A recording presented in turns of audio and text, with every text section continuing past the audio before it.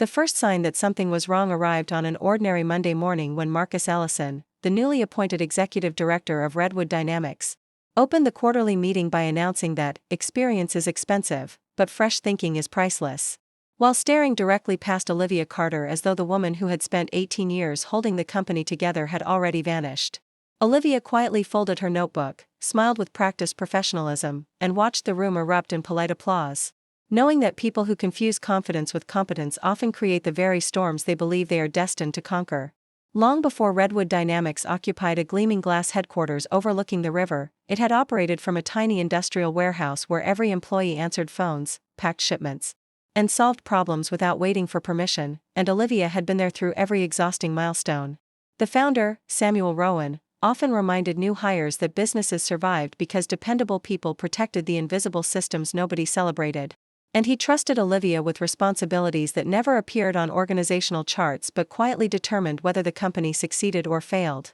Marcus arrived carrying expensive presentations, fashionable leadership slogans, and an endless collection of consultants who promised miraculous results despite never spending a single full day inside the company. And he immediately dismissed years of proven procedures as outdated obstacles standing in the way of innovation.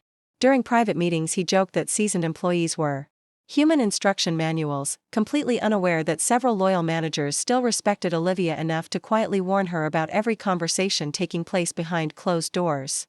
Rather than arguing with Marcus, Olivia calmly documented every major decision, archived copies of historical governance records, and continued helping coworkers whenever emergencies surfaced, because she understood that patience frequently revealed truths louder than confrontation ever could.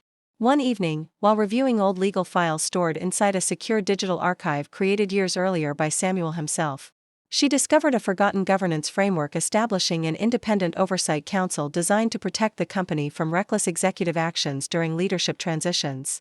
The inevitable confrontation arrived through a brief calendar invitation titled Strategic Alignment Discussion, where Marcus confidently announced that Olivia's position had become unnecessary because modern software and outside consultants could supposedly replace institutional knowledge accumulated across nearly 2 decades. Olivia accepted the termination paperwork without raising her voice, thanked human resources for their professionalism, gathered her belongings with remarkable composure, and left the building carrying only a single leather folder that Marcus assumed contained nothing more than sentimental keepsakes. Instead of returning home, Olivia visited her attorney, certified copies of the oversight framework, and formally notified the independent counsel identified in the original corporate governance agreement, ensuring every document, signature, timestamp, and delivery confirmation complied perfectly with the legal requirements established years before.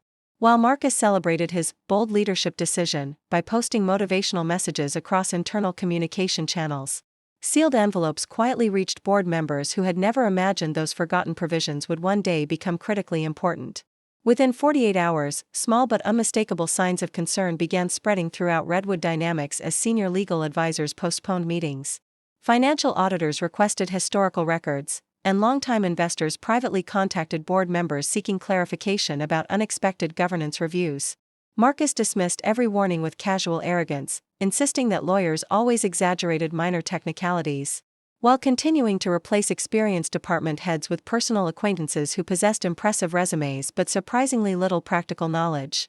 As confusion expanded inside headquarters, Olivia remained remarkably composed, spending her mornings organizing evidence, answering questions from attorneys, and declining repeated phone calls from Marcus, whose confident voice gradually transformed into increasingly anxious requests for just one conversation. She understood that every unanswered voicemail demonstrated something far more powerful than anger because silence allowed consequences to unfold naturally without unnecessary drama or emotional confrontation. The emergency board meeting convened earlier than scheduled after independent auditors confirmed that Marcus had ignored multiple governance obligations before terminating a protected executive position, creating potential legal exposure that could affect investor confidence and corporate stability. When the company's chief legal officer presented certified copies of the original oversight framework alongside Olivia's meticulously documented filings, the room became so quiet that even the turning of a single page sounded impossibly loud. Marcus argued passionately that outdated agreements should never outweigh modern executive authority. Yet every objection collapsed beneath carefully preserved records demonstrating that the governance framework had remained legally active through repeated compliance reviews over the previous decade.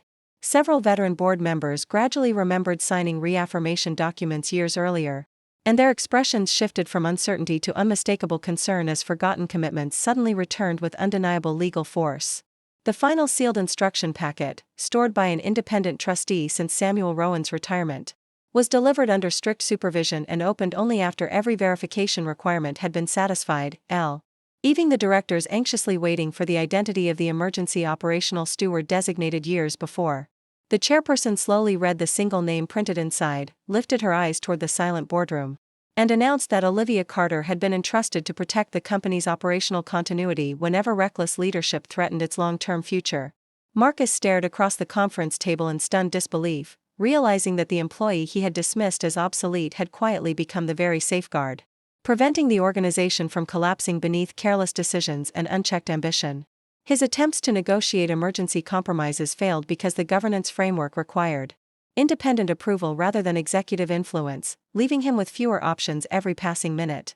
When Olivia finally entered headquarters again, she wore the same calm expression colleagues had trusted for nearly 20 years, greeting reception staff warmly before walking into the boardroom carrying organized binders instead of dramatic speeches or personal celebrations. She explained that the company's future depended not upon revenge or humiliation but upon rebuilding trust, restoring accountability, and remembering that sustainable success always required humility alongside innovation. Following unanimous board approval, Marcus's employment officially ended according to established corporate procedures, while experienced managers previously pushed aside were invited to help stabilize departments and mentor the next generation of leaders without bitterness or resentment. As employees watched familiar professionalism replace constant uncertainty, they realized that true leadership was measured not by flashy announcements or impressive slogans but by steady decisions that protected people when circumstances became most difficult. Months later, Redwood Dynamics had regained its reputation for integrity, customers renewed long-term partnerships, and employees proudly shared stories about the difficult season that reminded everyone why character would always outlast arrogance in the business world. Please subscribe to our channel and share this video with your friends and family. We create entertaining and inspiring stories for our viewers, and your support helps us continue making great content for you.